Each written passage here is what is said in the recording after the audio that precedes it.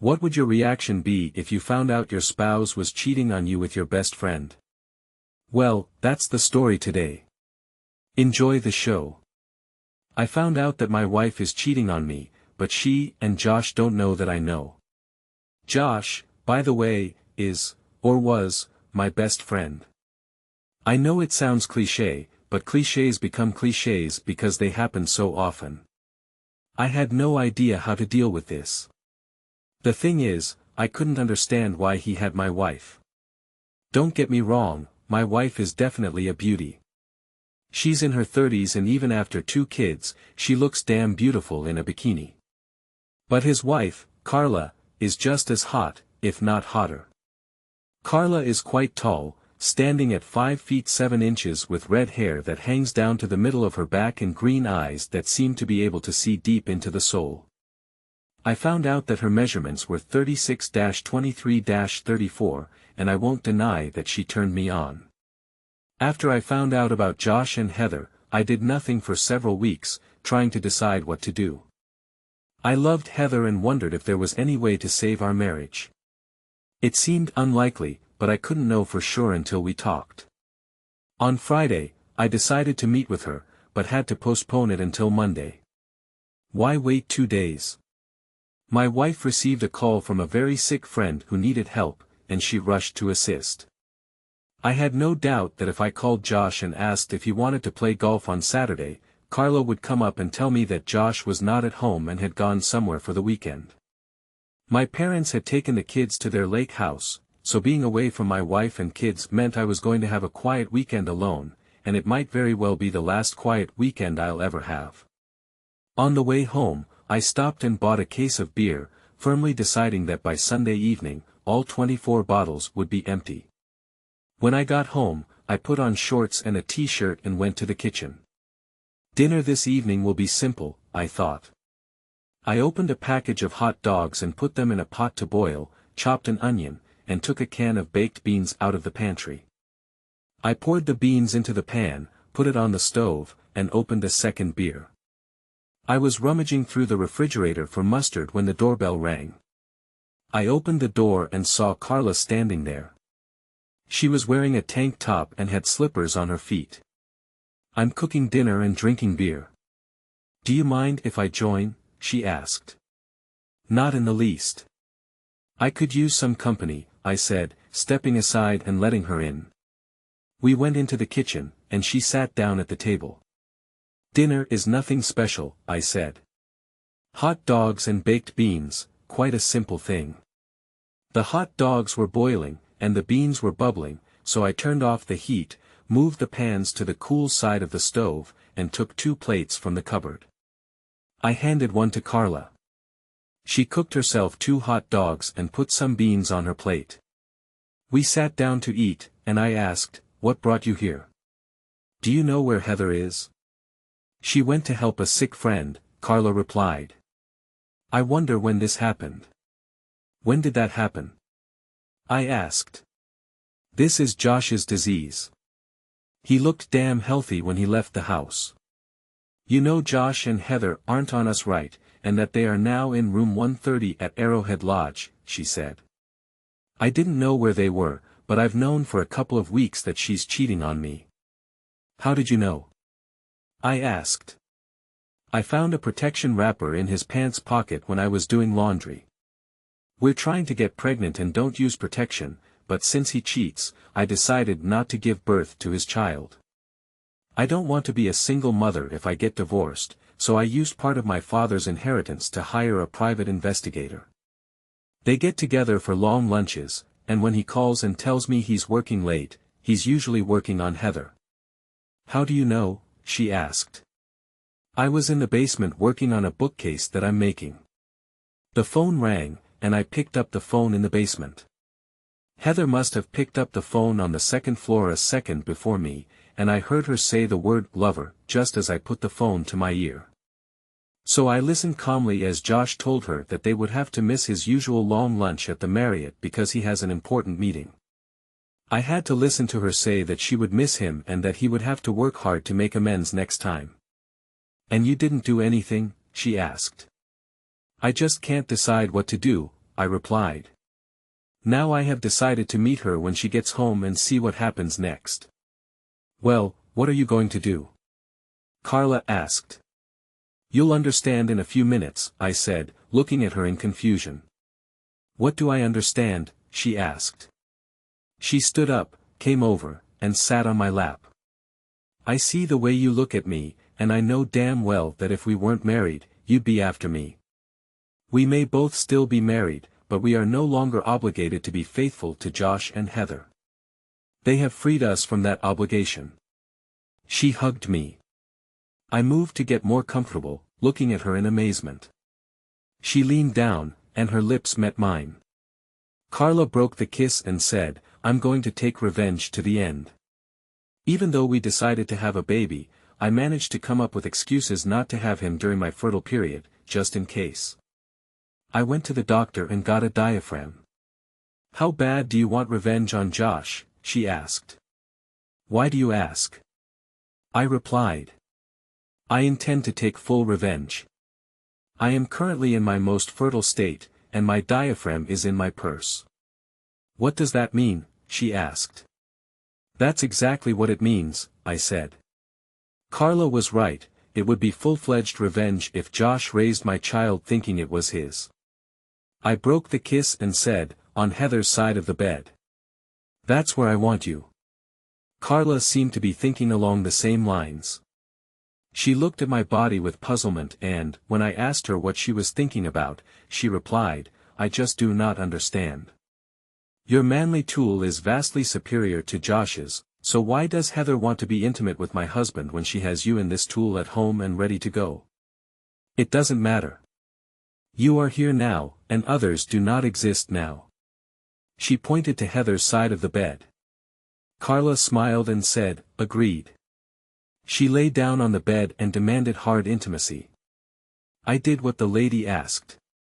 Carla propped herself up on her elbow and looked down at me. I cannot believe this. I just can't believe it. Heather may be having it, but she wants my husband. You and I have the rest of the evening, all of tomorrow, and part of Sunday. And when we're done, you won't care if Heather comes home, I said, pulling her towards me. We fell asleep hugging each other. This morning, I woke up before Carla and, looking at her, I couldn't help but think that my betrayal with Josh's wife had lowered me to the same level as Heather. Of course, this can be attributed to Heather's betrayal, which freed me from my vow. What she did, I can do too, right? What's good for the goose is good for the gander, right? But for me, the main thing was that I cheated on my marriage. I couldn't pretend to be more moral in my conflict with Heather. True, she didn't know that I had cheated, but I knew it. I didn't notice that Carla was awake until she said, You look thoughtful. What are you thinking about? I told her. She replied, I made the same promises you made when I married Josh, so I guess that makes me a liar too. But I don't think so. Josh made the same vows I did and then broke them to me. This means that we had a contract, and if we were doing law, if I remember correctly from my business law classes, Josh was in breach of the contract, and the contract could be declared void. I know marriages aren't treated that way, but that doesn't change the fact that Josh and I had a contract, and he broke it with me, which means, at least for me, that I'm no longer obligated to honor it. You should look at your marriage the same way. You don't deceive your beloved, you only do what or breach of contract allows you to do. Enough about this. Feed me, and then we should go to my place and reconsecrate the side of the bed where Josh slept and work on getting me pregnant. If she wasn't pregnant by the time we fell asleep at her house, it wasn't because we didn't try hard enough. In the morning, she asked and the children would be home, and I replied that it would be around 6 o'clock. She fed me steak and eggs for breakfast, telling me that I would need energy if I was going to do anything nice for her that day. We parted ways around 4 o'clock so I could head home and be there in case my parents arrived earlier than expected. Before I returned home, Carla asked me if I had made my decision, and I admitted that I had not. Are you a good enough actor to pretend that everything is fine? She asked. I don't know why this is necessary because, in my opinion, the best revenge is to continue doing what we did over the weekend. I want to continue until I get pregnant. Besides, you have to think about your children. Divorce will tear you away from them because here the courts always give custody to the mother. You might be able to see them every weekend, but that would only be if Heather wasn't too mad at you to find some reason for you not being able to see them. My advice is to put up with this. Live as usual, except that you and I will have wild intimacy every chance we get. I doubt it, Carla. Sooner or later, the traitors will be caught. If they catch us, it will reduce our chances of maintaining a high level in any conflicts. We caught them because of stupid mistakes. You found out about Heather because they were both stupid enough to use home phones to communicate. I found out about this because Josh was so sloppy that he brought the evidence home in his pants pocket. We will not give this kind of chance. We'll buy a couple of track phones at Walmart and use them to keep in touch and to keep our spouses from accidentally finding them. We'll leave them on our desks. We will always know when they meet, and we will get together at the same time. No, we can't do that. If Heather calls and says she has to work late, I'll have to babysit. And if they do it at lunchtime, we won't be able to either because I can rarely take a long lunch. You sometimes work late, don't you? When you do, she will have to be home to look after the children. I play cards with a few girlfriends from college every Wednesday night, and I sometimes stop for drinks after work with the people I work with, and Josh is used to it. Another thing we can do is tap into our phone lines so we know what they are talking about. Are you in game? You've thought of everything, haven't you? Maybe I missed something, but if we both work together, I think we can cover all sides. Are you sure you want this? I'm absolutely sure. As I told you at the very beginning, I want to get back at Josh. I gave him everything I have, and he stabbed me in the back. I spoil the stupid to death, and he cheats on me. There's no way in hell I'm going to let it slide. My idea of perfect revenge is to let him raise another man's child, and what could be sweeter than having that child's father the husband of the woman he's cheating with in his bed? I also want revenge. I think I can take revenge after seeing how this raises my child, but I'm not sure that I can pretend to be a loving husband for a wife who cheats on me. Over the last 48 hours, you seem to have really enjoyed what I gave you. You can have as much in him as you want at any time. You know that such an offer is damn hard to refuse. I certainly hope so, and that's not all. Josh wants 2 kids, a boy and a girl, and I want them both to have the same dad. What if the first child is a girl? I know he will want a son. Are you ready to keep trying? Yes, until we get caught. We just have to make sure that doesn't happen. Yes, and one last thing. Can you act naturally around Josh? It will be hard not to grin knowing that I will try my best to give him a child to raise, but I think I can handle it. I think I'll stay after work with the girls on Tuesday. What a coincidence, on Tuesday, I will work late. My parents dropped the kids off at 6:30 and said they hadn't eaten yet, so I took them to Mickey's, and wasn't surprised when they said they wanted a Happy Meal. After we ate and came home, Heather asked where we were. In said sharply, "Why didn't you call me and ask if I wanted to have dinner with you? You didn't tell me when you'd be back. You didn't call me on my cell phone and didn't say that you were back." I answered just as sharply. She gave me an angry look and went to greet the children. While Heather put the kids to bed, I started looking into it. I learned how to tap a phone line using a voice recorder and decided to buy 1 or 2 on the way home from work the next day. I would buy 2 to bet not only on my line but also on Josh's line. I'll have to call Carla and make an arrangement. I noticed that Heather didn't shower before bed. She may have showered before returning home, but then again, perhaps she didn't. When Heather went to bed, I sighed an upset stomach and told her that maybe we could have intimacy the next day. On Monday at 3:20, my secretary told me that Mrs. Carla Marvis wanted to see me, and I asked her to let Carla in. Carla came in, closed the door behind her, came up to me, and kissed me. It's a pity that your secretary is sitting outside your door. If she weren't there, I would have locked the door, and you could have had me right here on your desk. If you can wait 10 minutes, she'll go home at 3:30. Wow, I was just kidding, but I can easily kill 10 minutes, she said. She opened her purse, took out her cell phone, handed it to me, and said that she had already written down her number in it. The plan for tomorrow is this: at lunchtime, I'll run to the Marriott and rent a room. I chose the Marriott because to get to the rooms, you have to go inside and walk down the hallway. No outside doors, so anyone could see us coming in. I'll call you and give you the room number. I'll finish work at 4:30 and go straight to my room. When you get there, go to a bar and have a drink, and if anyone that recognizes and sees you, they will think that you just stopped for a drink on the way home. After drinking, you come to the room where I will wait for you. So how does it sound? Like a great plan. On the way home, I'll pick up what we need to tap our phones. When will it be convenient for me to come and do this? It's already been done.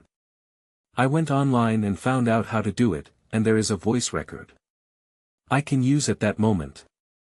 Shelley stuck her head through the door and said, "I'm leaving. See you in the morning." When the door closed, Carla stood up to lock the door. It was quick, no frills in him. "This will keep me going until tomorrow, but you better come back prepared for a long and energetic evening. Maybe you should take some vitamins on the way home." I stopped at a radio station and bought 2 tape recorders and 6 extra cassettes. I took a second tape order to listen to recordings in my office. I will save the tapes which contain something of the two lovers until the day I tell the judge the reasons for the divorce. When I returned home, Heather had already prepared dinner and brought wine, which was a good sign that she was in a loving mood. And I was surprised by this. She spent the weekend having intimacy with her lover and now she comes home wanting more. Transformed, was she an infomaniac, or was she simply enjoying her ignorance as it seemed to her husband after being with her lover? Maybe someday I will find the answer to this question. Night with Heather was always good, and she loved doing it all. If Carla was being honest and not just playing to my ego when she said I was bigger than Josh, I have to wonder what he had that Heather thought I lacked. Another question that I may someday get an answer to. When dinner was over and the kids were parked in front of the electronic nanny, Heather said, "You know you have work tonight, right?" "About, and why is this?" I asked. "You need to make up for what you missed last night." "I will do everything in my power." "You are always amazing, my love." I wanted to say, "Then why are you cheating on me with Josh," but remained silent. While Heather read to the children, I went down to the basement, found where the phone line was, went into it and connected the recording. Heather doesn't leave for work until an hour after I do, and I think that's when she and Josh will talk. I could be wrong about this. Heather had a cell phone, and of course, they could talk on her work phone while she was at work. I was betting that the call I overheard was a sign that they were talking while she was home. We did it 3 times that night, which was a rare occurrence for us. We were lying next to each other when Heather said, "Have you thought about the fact that we could have another child?" "Not really," I said, wondering if this had something to do with Josh. "I'm actually toying with the idea of getting a vasectomy so you can get off the pill, and we'll still be safe." "Why don't you want more?" "We gave birth to Mike and Anna so soon after the wedding that we didn't have the opportunity to go somewhere and see anything. Now we are still young enough for this. When Mike and Anna become independent young children, it will rule this out. Besides, right now we need the income from your work. We will be hurt by your leaving work due to pregnancy." I had very bad thoughts running through my head. I'm sure Heather knew that Carla and Josh had decided to try for a baby. Did Heather want to get Josh's first child before Carla got him? Was there something he had against Carla, or was it just her trying to lay claim to her lover? Either way, it made me think that I couldn't carry out Carla's plan. I think I'm going to have to leave Heather pretty damn soon, and then a very, very bad thought came into my head. Were Mike and Anna even mine? I had to find out. I fell into a very restless sleep. The next day, after a grueling session in room 2002 of the Marriott Hotel, I expressed my concerns to Carla. "I can't even imagine what you should do," said Carla. "Should I talk to her about Josh now before she gets pregnant? Of course, she may already be pregnant and getting ready to throw the baby at you. I know what I would do, but I'm not a man, and I'm not you." "What would you do?" "I would just tell her that I don't want any more children, and just in case, I would wear protection until I get a vasectomy. If she does get pregnant, that's when I'll have a confrontation. I'd say we probably need a DNA test to find out if it was mine or Josh's. This should make her thrash around. If I get a vasectomy, it will ruin our revenge plan. Just don't do this until I'm pregnant. It will be a failure because I want all my children to have the same father. Maybe we'll get lucky. Maybe Heather was just feeling you out. You said you didn't want to, and that would make her say no. We'll just never know until she comes up to you and tells you the rabbit died." She looked at her watch and said, "We have a couple more chances for you to make me a mother." I stopped on the way home and bought a bunch of protection, and that night when Heather wanted in him, I pulled out one of the protection and started putting it on. "Why else is this?" she asked.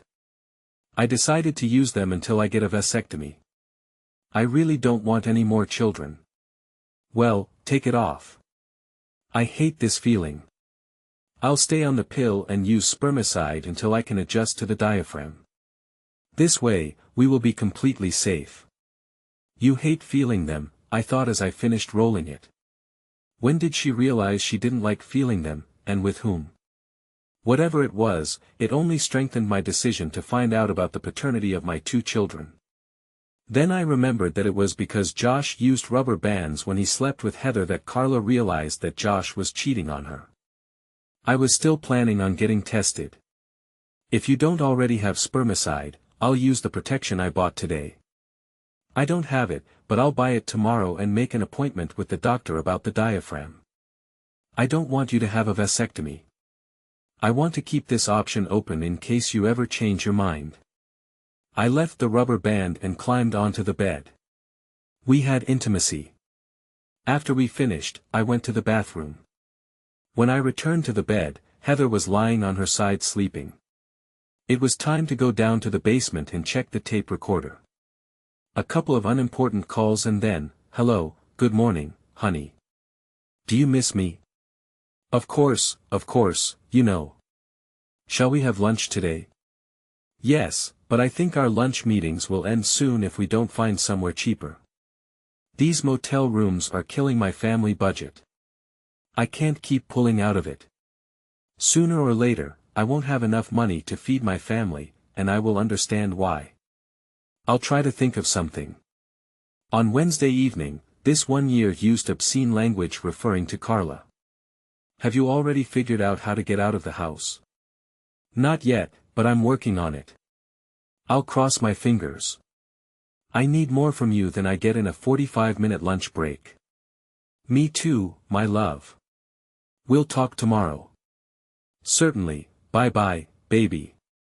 I almost puked when I realized I was with Heather after she let Josh use her this afternoon, but I managed to hold on.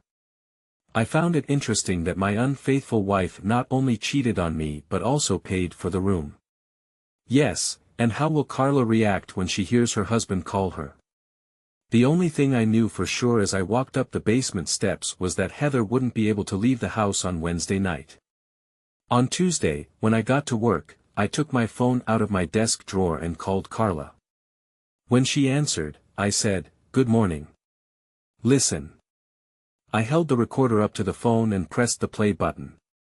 After listening to the recording and hearing curses addressed to her, she said, "When the time comes, I will kill this man." "Yeah, about Wednesday. What are you going to do?" "I think I'll have to work late on Wednesday, but I won't let her know until it's time to finish work. She doesn't have enough time to call a nanny." "Did you hear that Heather paid for the room?" "This doesn't surprise me. Josh has always been cheap. I think if you're going to work late, I'll skip my car night, and we can meet." I'll call you tomorrow and arrange everything.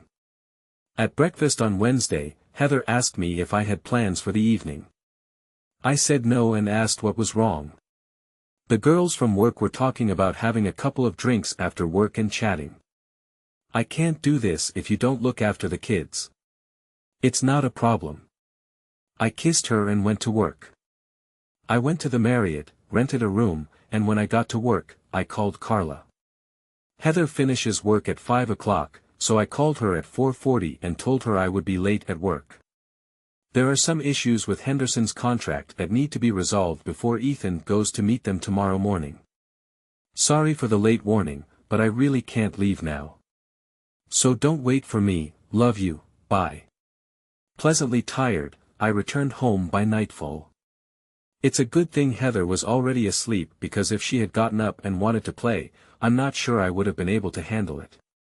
For the next 5 weeks, Carla and I met on average twice a week, and we always knew in advance what Josh and Heather were doing. It was during this 5th week that Carla said, "Congratulations, Dad. How about having intimacy with the mother of your child? How does Josh feel about this?" He doesn't know yet. First, I needed to tell the baby's father. Now I can tell Josh. You know, I said the only thing we didn't do was go on a weekend trip together. I think we owe it to ourselves to celebrate pregnancy just once. We just need to do it without the two of them putting 2 and 2 together and coming up with the correct answer. It's funny that you brought this up today. Josh must fly to San Diego to settle some matters with his father's estate. He's going to see some relatives this weekend before going to see his lawyer on Monday. If you can figure out how to get away for the weekend, we can go somewhere without anyone having to think about it. I think I can handle it. I took my cell phone and called my brother who lived in a can. I asked him to call me at my house right after I left for work in the morning and tell Heather that I needed to come see him on a family matter over the weekend. I told him I would call later and explain what was happening. He said he would take care of it, and we said goodbye. I turned to Carla and said, "All we have left is to decide where we want to go." The next morning, Heather called me on my cell phone about 5 minutes after I left the house. "You need to call Bill as soon as possible. He has an urgent family matter and needs to talk to you." "I will call you." I waited until I got to work and called Bill.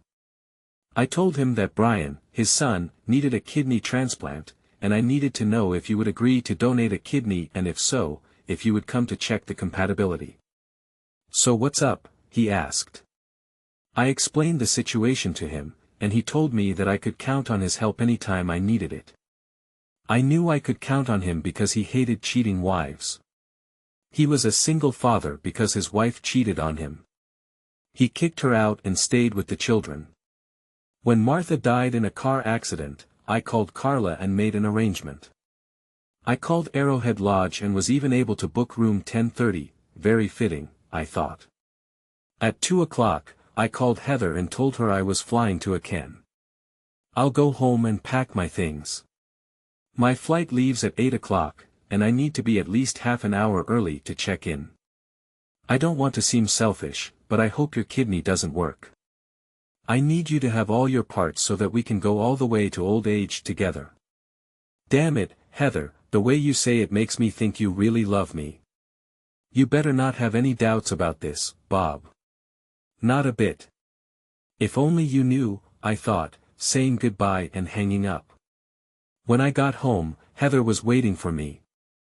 In which, she called her in him. "Do you have time to charge me while you're away since I really didn't need to rush to catch a non-existent flight?" I said I had time.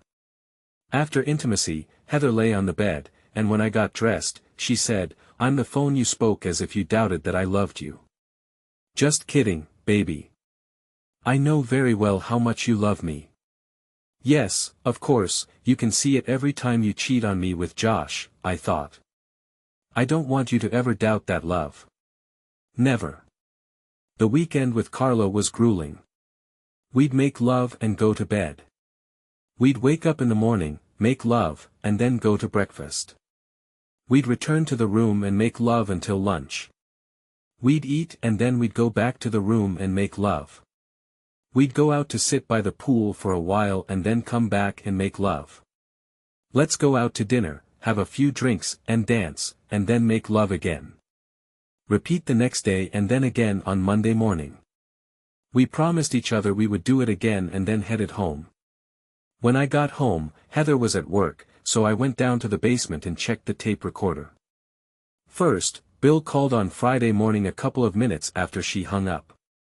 Josh called her. Have you figured out how to free yourself for the weekend?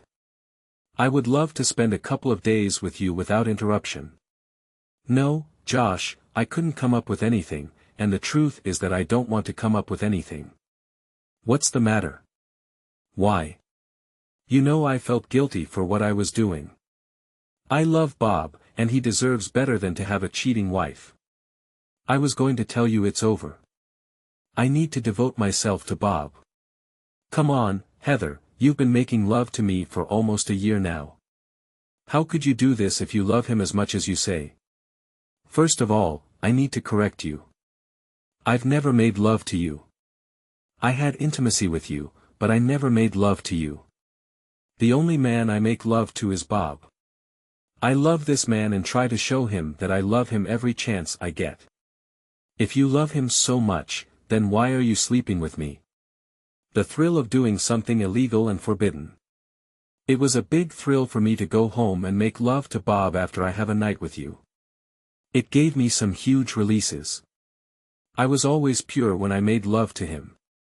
You've never showered before leaving a motel. I keep a travel bag at work, and it contains everything I need for a shower. Bob never even came close to feeling the slightest trace of you. No, Josh, I'll end this before we get caught. I love Bob and don't want to lose him. Just be glad you got me drunk the first time. Maybe so, but you weren't drunk all the other times. It all depends on what you mean by drunk.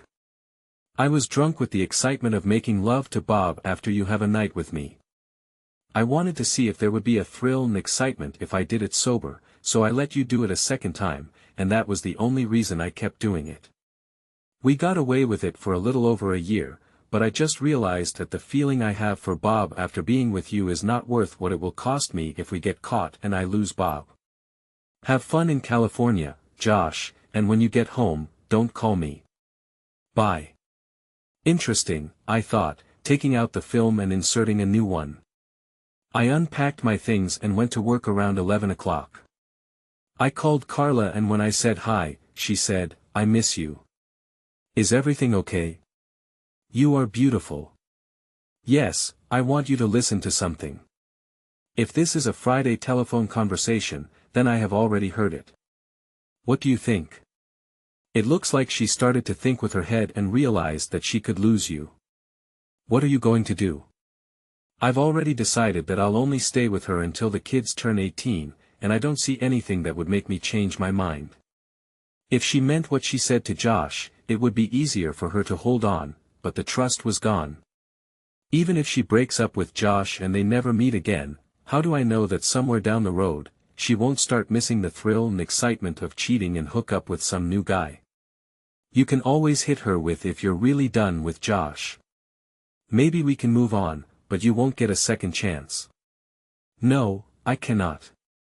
This would give away the information that I have a wire tap on my phone, and as I said, the trust was gone. I need a way to keep track of what she's up to. Besides, she knows me and understands that if I knew, I would share it with you. She could say this to Josh, and it would make him think, and we don't want that. Is this your roundabout way of saying we'll keep going like this? You heard the conversation. They got away with it for a little over a year, but you and I only got away with it for a couple of months. They owe us another 10 or 12 months, and then of course there are penalties and interest that could make it even longer. I would like that. Carla and I continued to see each other on average twice a week until her 7th month.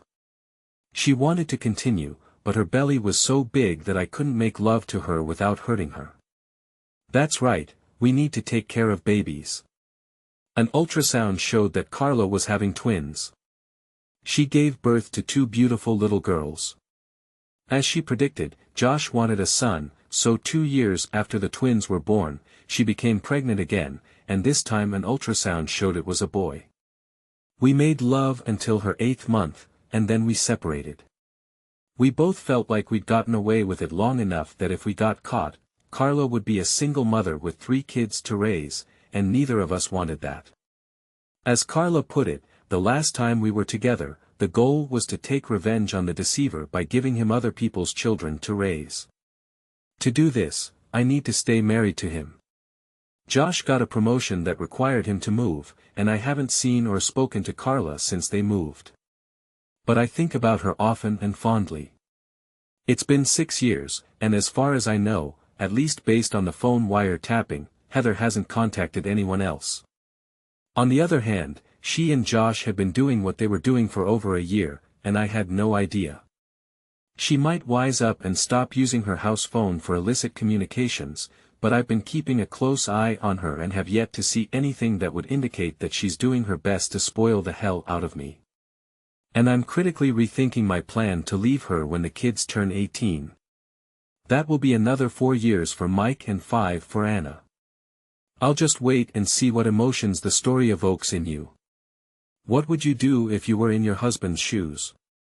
Write your answer in the comments until new videos.